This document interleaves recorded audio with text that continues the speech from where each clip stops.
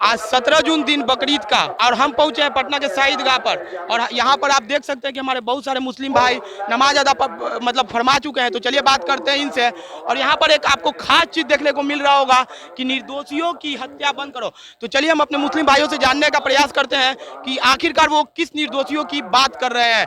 नमस्कार, मैं प्रकाश चंद्र, आप देख रहे हैं बेखौफाबाद। क्या नाम हुआ आपका? मोहम्मद फिरोज खान। क्या नाम हुआ आपका?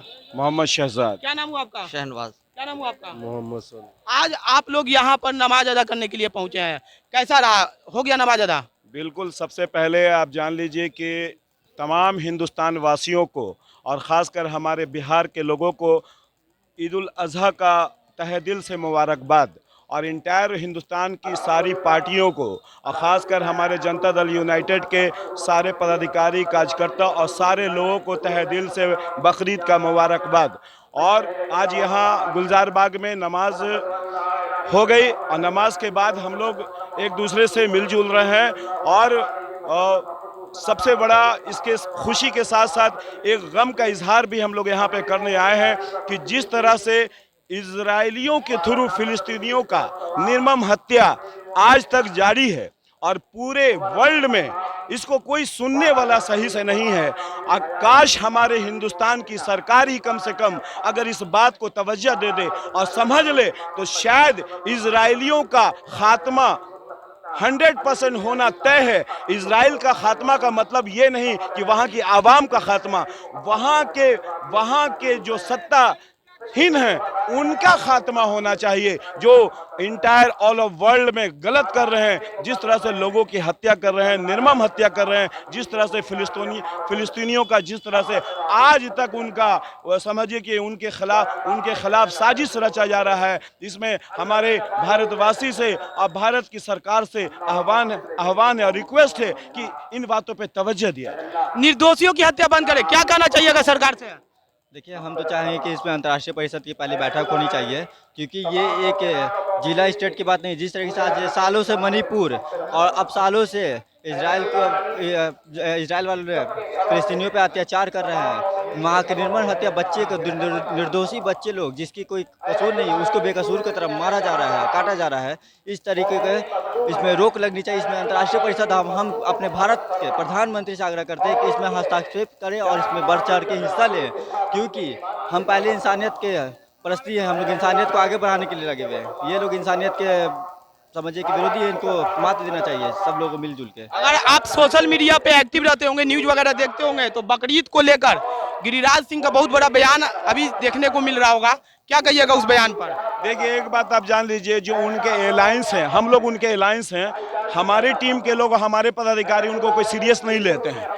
गिरिराज सिंह को खुद समझना चाहिए, केंद्रीय मंत्री बन गए हैं, उनको तो समझना चाहिए कि ऐसा जबान खोले जिससे हिंदुस्तान में सांप्रदायिक भावना ना भर के, और जो इस तरह की वो बातें करते हैं उससे यहाँ का जो मिलन है, जो समारोह है, वो खत्म होता है, वो फिनिश होता है, आवाम में एक दूसरे में तफरका होती है। इसलिए उनसे रिक्वेस्ट है कि इस तरह की बातें वो ना करें। आज कुर्बानी का दिन है, किसकी चीज की कुर्बानी देने के बारे में आप लोग सोचे हैं? हम लोग खस्सी की कुर्बानी देते हैं, खस्सी की कुर्बानी देते हैं। क्या कुर्बानी दीजिएगा सर आज?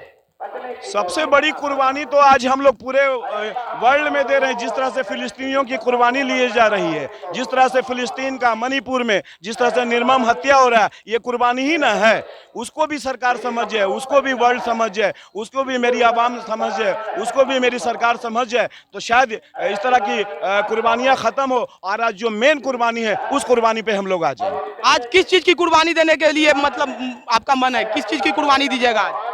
कुर्बानी की इस चीज़ का देना है। कुर्बानी हम लोग तो चाह नहीं रहे। जिस तरह से आज फिलिस्तीन और आपको मणिपुर जल रहा है, उसको रोका जाए। उससे बढ़ के कोई कुर्बानी है अभी ये महीना, ये कुर्बानी का महीना खुशी का महीना है, पर हम लोग अभी खुश नहीं है, क्योंकि एक अंग हमारा जल रहा है, एक अंग हमारा नेस्त नाबूद किया जा रहा है, उसको रोक लगाना चाहिए। अच्छा, आज मतलब आप देख रहे हैं कि केंद्र में आप लोगों की सरकार बनी है, आप लोग जदयू के कार्यकर्ता है, नेता है, ठीक है, लेकिन मुस्लिम को कैबिनेट में एक भी मुस्लिम को स्थान नहीं मिला, क्या कहिएगा इस पर? देखिए, ऐसा है कि इस बार जो सरकार बनी है वो अलायंस सरकार बनी है, एनडीए की सरकार बनी है, ना कि भाजपा की सरकार बनी है। और इस बात की खुशी पूरे हिंदुस्तान में है कि ये भारतीय जनता पार्टी की ही सिर्फ सरकार नहीं है, ये एनडीए की सरकार है। और ये एनडीए की सरकार है, आने वाले समय में एनडीए सरकार बेहतर से चलेगी अगर माननीय नीतीश कुमार इसमें अलायंस में रहेंगे तो।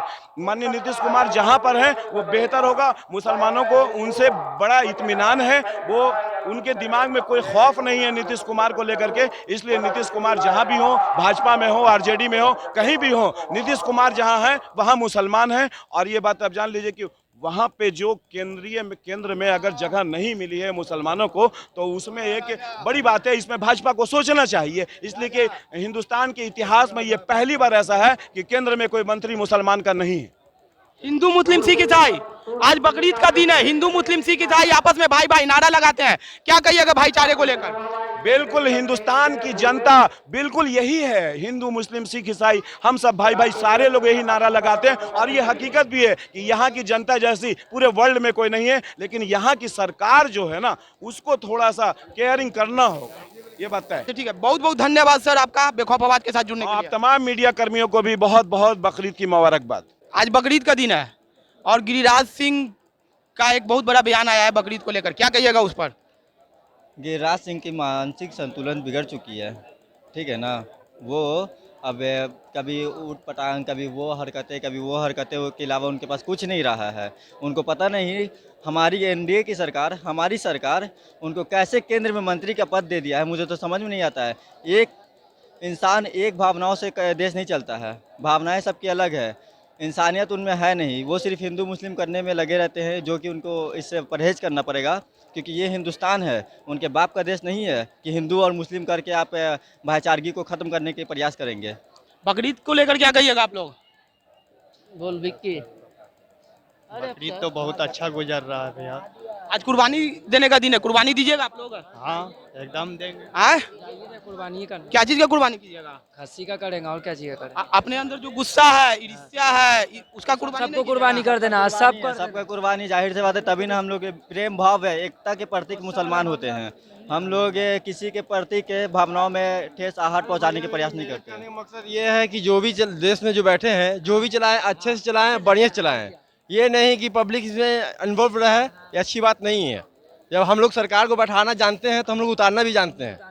अभी कैसा सरकार है, संतुष्ट है अभी के सरकार से? देखिए, अभी तो बैठे बैठे जुम्मे 4 दिन हुए हैं, अभी तो नहीं मालूम है, देखिए बाद में क्या होता है। सरकार से हम लोग संतुष्ट हैं, इसलिए कि अब ये जो सरकार है ना, बहुमत की सरकार नहीं, बैसाखी की सरकार है, इसलिए संतुष्ट हैं।